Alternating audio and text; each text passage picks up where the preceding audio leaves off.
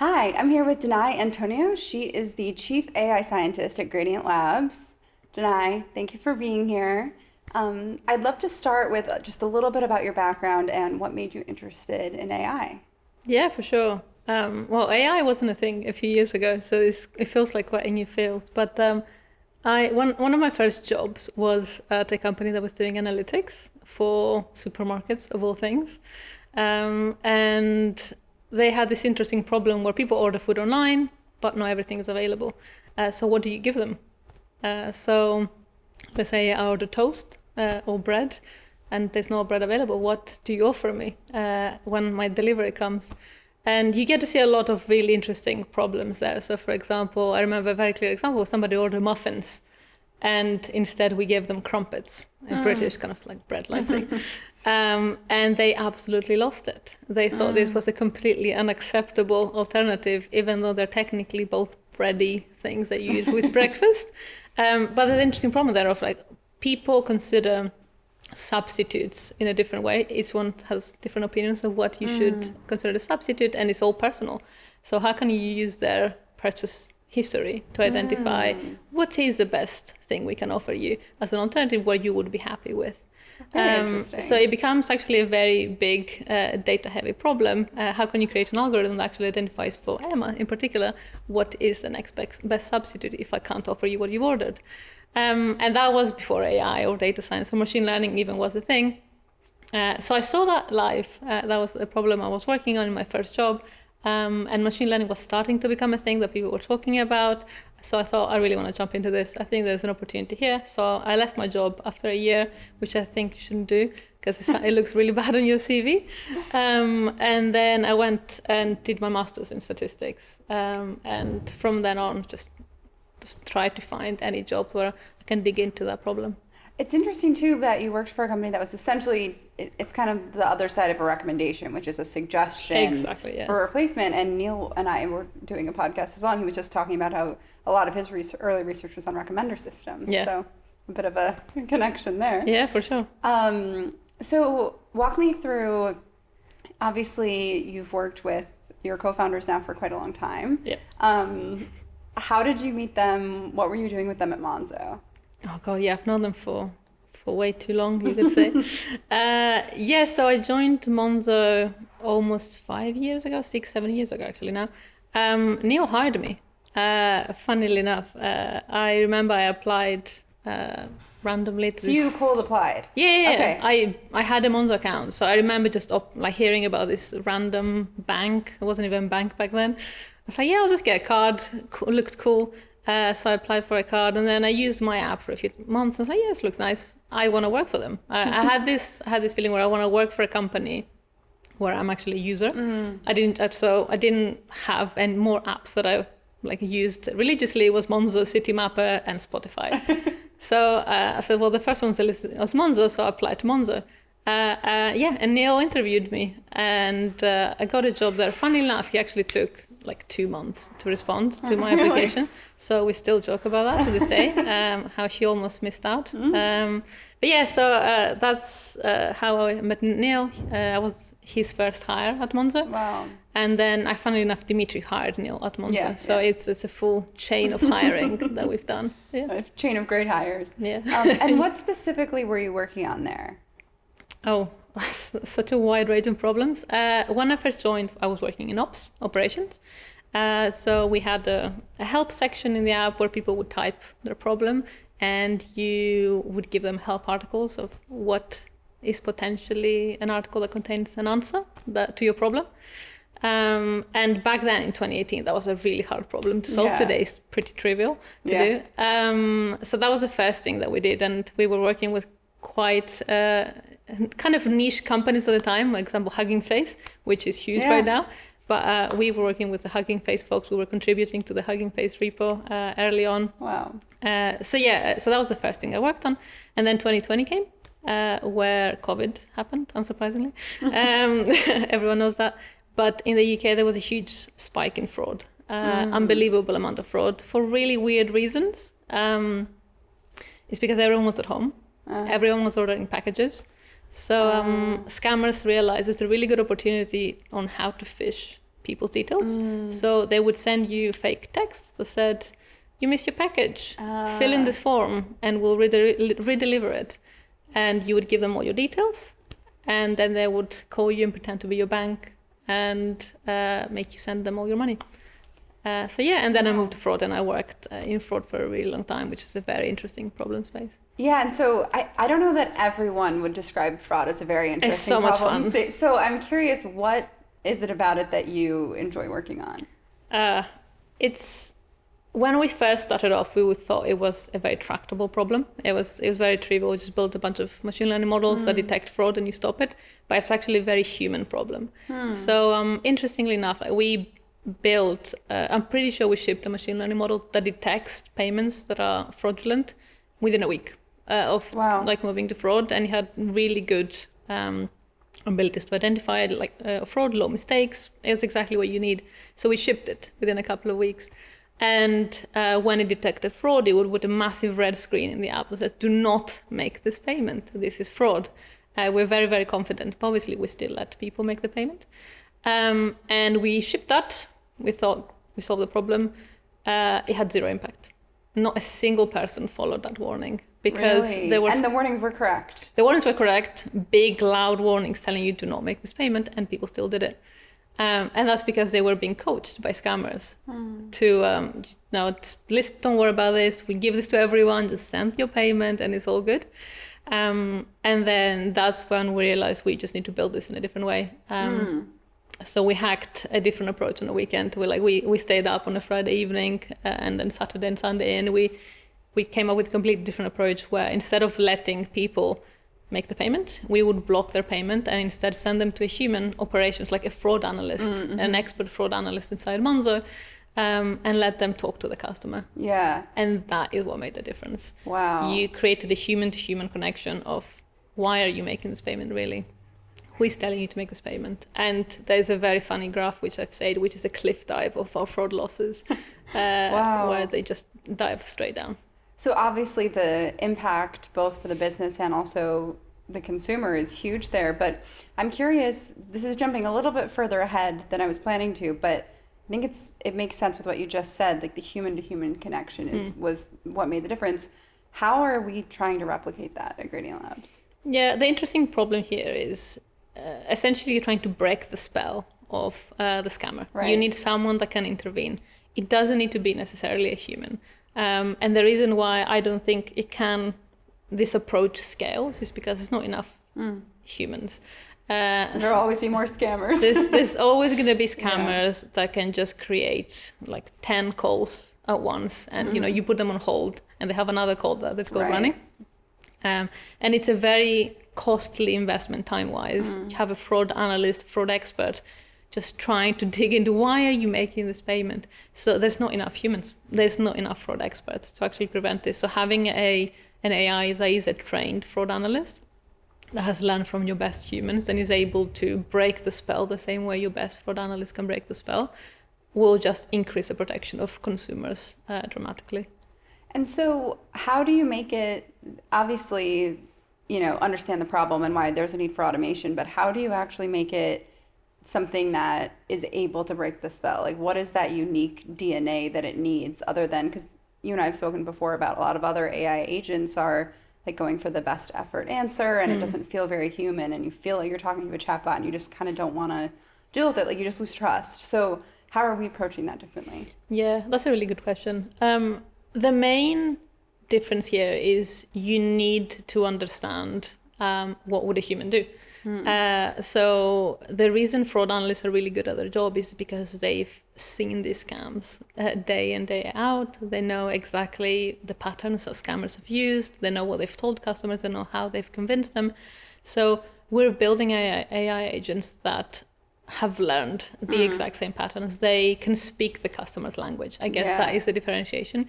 If you know what this problem is, if you know the tricks the scammers use, and that's how we train our AI agents, you are able to speak the customer's language, and they feel comfort on you understand what they're going through because you are telling them.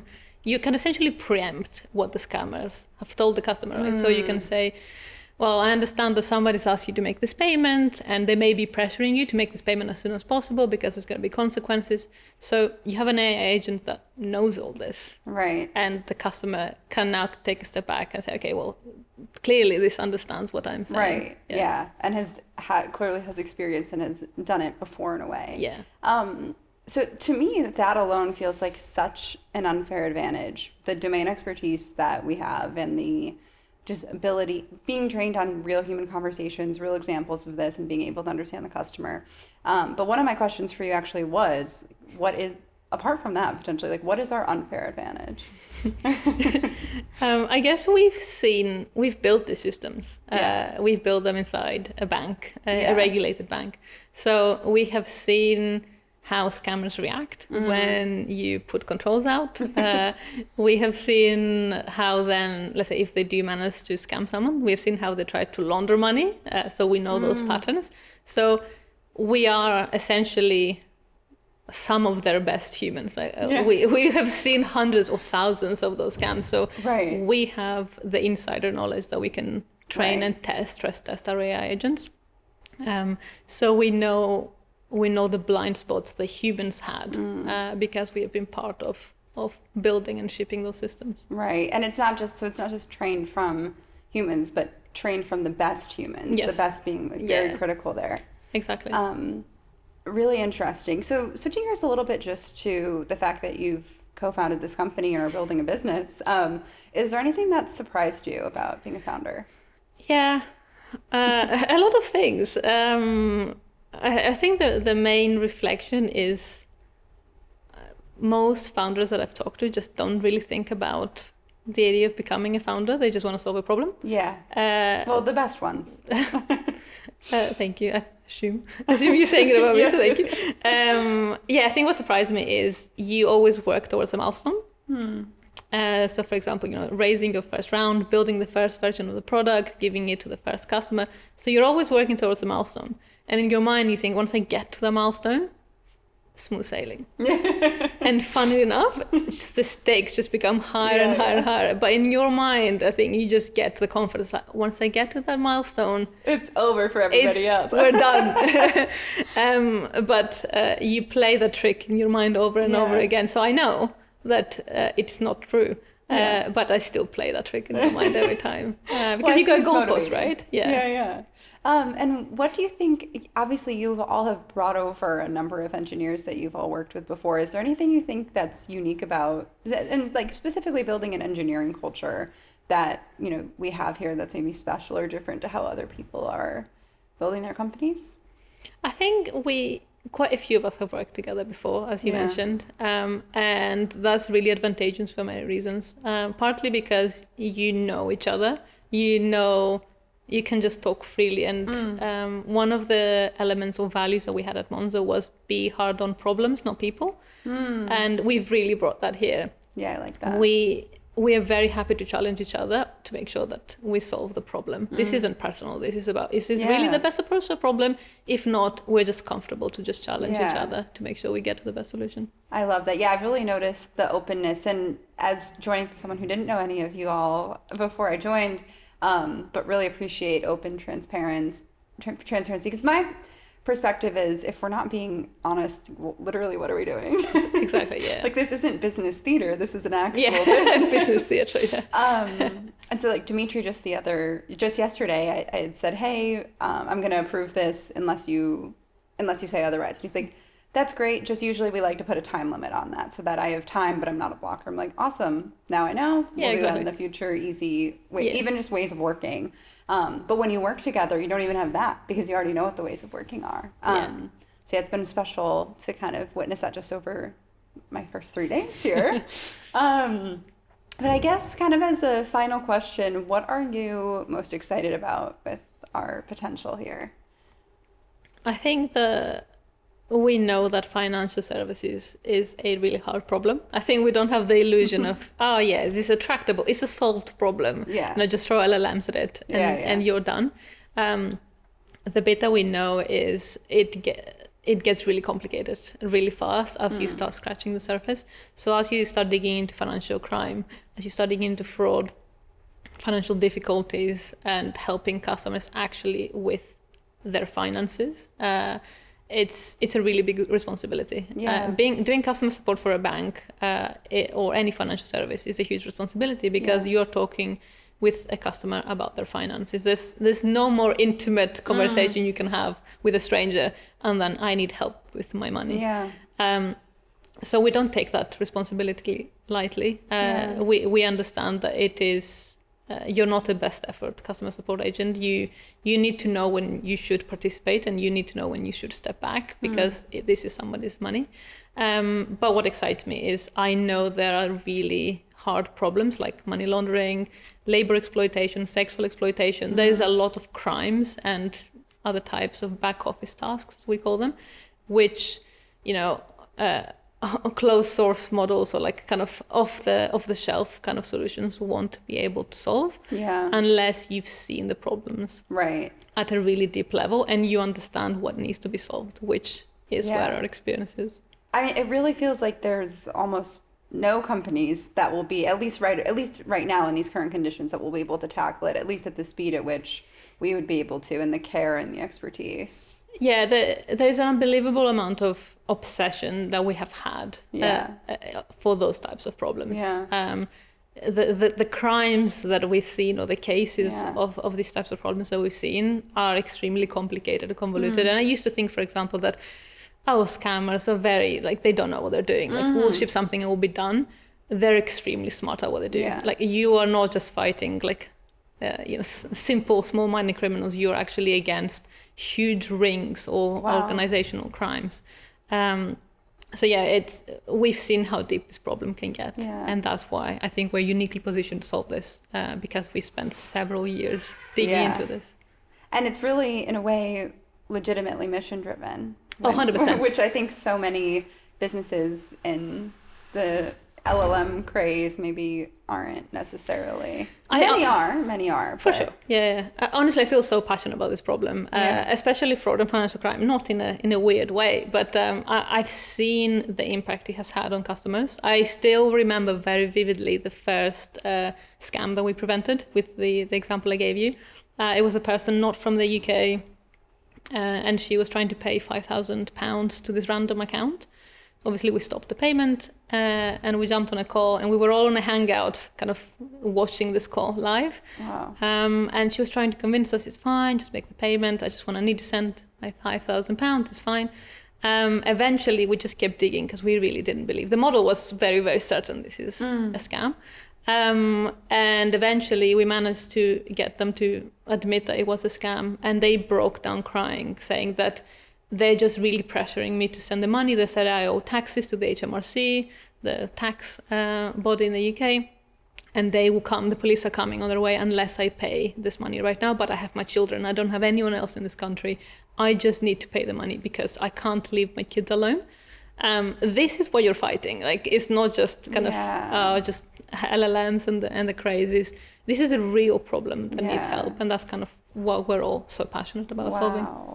And you were able to help that? Yes, we stopped the payment, Wow. But it took quite a lot of convincing that you're fine. No, I promise you no one is coming. Right. Yeah, and I mean, just again, going back to being able to be the best human, because an AI that's trained on the best human response to that, because not every agent is going to be able to handle that tactfully and effectively, so. I mean, when you have 20 other people that are waiting for you to call them, there's only so much time you can spend with its customer. But now you have AI agents that can just spend hours digging into it. If we provide it with enough information and reasoning abilities to think from first principles, how can I crack this potential scam? Right. Then they can just keep digging until either they're convinced that it's not a scam, or they convince the customer that it is a scam. And as a customer, I would love to have, I think there's also this flip side of maybe some consumers don't necessarily want to be talking with an AI agent, but if you understand that the difference is someone who can only spend 5 minutes with you versus an AI agent that can spend essentially an unlimited amount of time, I think that's a much preferable outcome. Or even if you don't know, right? If you want to send money to someone and you're not sure, what if you just could call someone and say, and an AI agent, and just, can you double check this payment for me? These are the details. Just walk it through what you're about to do. Yeah. And it's an expert fraud analyst that can just walk you through what you're doing and give you information whether this is safe or not. Like, you get extra protection without having to worry about it or kind of hope for the best. Right. Yeah. And having it be real. It's not like, oh, let me just talk to some random chatbot or ChatGPT. It's an actual fraud expert from your that has seen institution. Scams. Yeah, exactly. Amazing. Well, I'm even more amped up than before.